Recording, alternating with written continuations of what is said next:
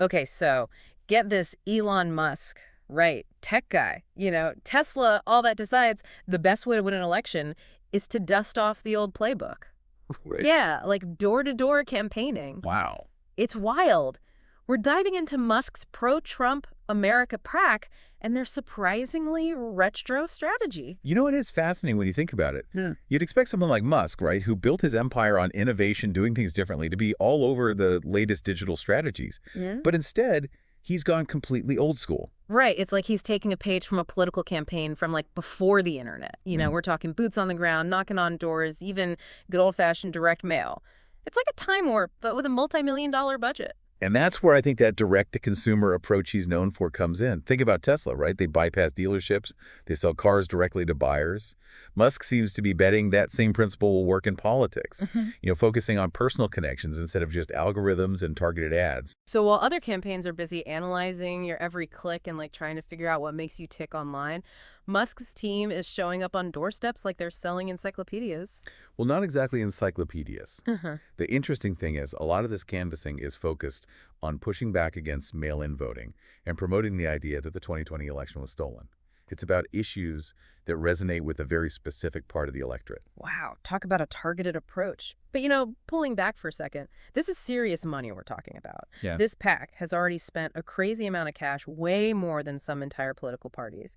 It really makes you think about the influence of wealth in politics. Absolutely. And it's not just the sheer amount of money, it's how it's being used. Yeah. This isn't about slick TV ads or just online campaigns. It's about mobilizing people on the ground, Yeah. actually getting them to go out and talk to voters. Which brings us to Elijah McMillan. She's actually out there, clipboard in hand, working for America PAC. Her story gives us a really fascinating glimpse into what it's actually like to be part of this massive and somewhat unconventional operation. And let's just say it's not all sunshine and roses out there on the campaign trail. Elijah talks about this app they use to navigate, and apparently it's glitchy as heck. It keeps sending her to the wrong houses, sometimes even houses with the opposing candidate's signs. Can you imagine? That's got to be awkward. Yeah, that's rough. Yeah. It does make you wonder about the efficiency of this whole thing. Yeah. And it actually speaks to some of the concerns that were raised early on. Even some of Musk's own advisors were worried that things were moving too fast, that there wouldn't be enough time to properly hire and train staff, especially given the scale of what they were trying to do. Which, knowing Musk doesn't exactly surprise me. The guy's famous for his move fast and break things mentality. He sets these ambitious goals, demands results, and he's not afraid to make changes on the fly, even if it means shaking things up a bit. And it seems like that management style has definitely carried over to America, but for better or worse. Yeah. There have been reports of vendors being fired, staff turnover, a general sense of chaos as they try to keep up with Musk's demands and adjust to the realities on the ground, Yeah. It's a different world. It's like Silicon Valley chaos just got dropped right into Main Street politics. It is kind of like that. And, it's not just like selling electric cars, right? This is about trying to influence an election. And that obviously comes with a whole other set of implications. Totally. It makes you wonder, can you really disrupt an election the same way you might disrupt an industry?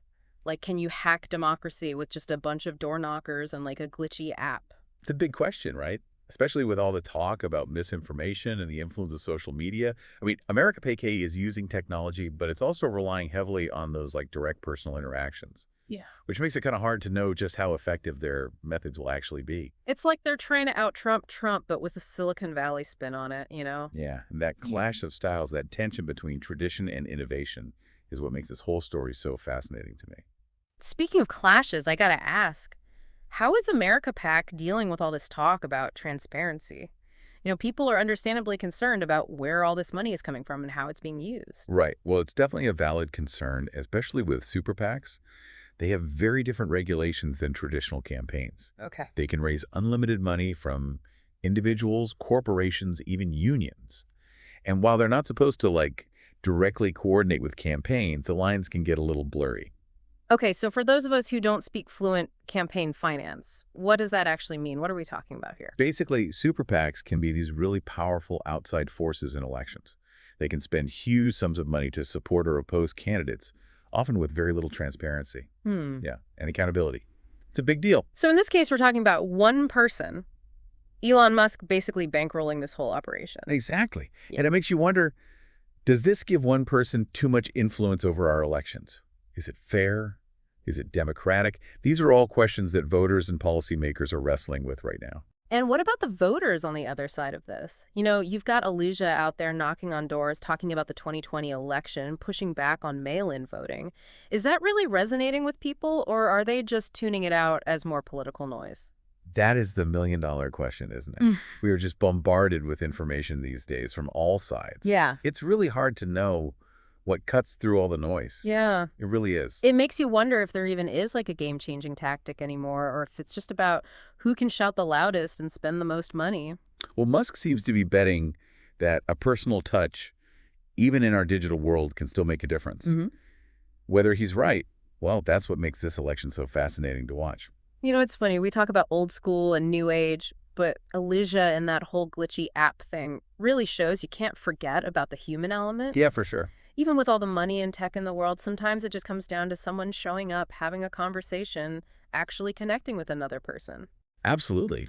Voters aren't just data points or algorithms. They're people with their own experiences and beliefs and concerns. Right. And sometimes a face-to-face interaction can have a much bigger impact than any targeted ad or social media post ever could. It's like that saying, people might not remember what you said, but they'll always remember how you made them feel. Maybe that's what Musk is banking on, that human connection, that sense of trust that can be so hard to create through a screen. It's a fascinating strategy for sure. It'll be interesting to see how it all plays out. Yeah. Will this huge investment in traditional campaigning actually pay off for America PAC? Mm-hmm. Or will it be seen as like a quirky experiment in a political landscape that's constantly changing? Only time will tell, I guess, but no matter what happens, it definitely raises some important questions about the future of campaigning. Are we going to see these old school methods make a comeback, or is this just a temporary thing? It's hard to say for certain, but one thing is clear. In a world overflowing with information, where voters are constantly hit with messages, finding ways to cut through all the noise is more crucial than ever. So true.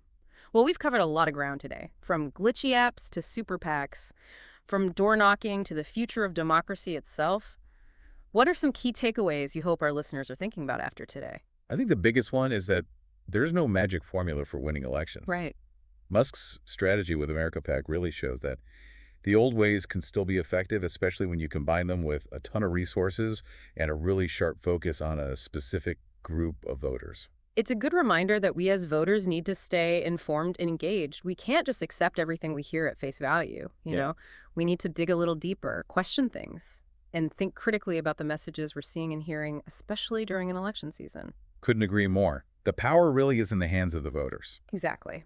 So as we watch the rest of this campaign unfold, pay attention to the tactics being used both online and offline. Think about who's funding those messages you see. What are they trying to achieve? How might they be trying to influence your vote? Because whether it's a tweet, a TV ad, or even someone knocking on your door, there's always more to the story than meets the eye. That's all the time we have for our deep dive into Elon Musk's surprising political playbook. Until next time, keep asking questions, keep exploring, and most importantly, keep learning.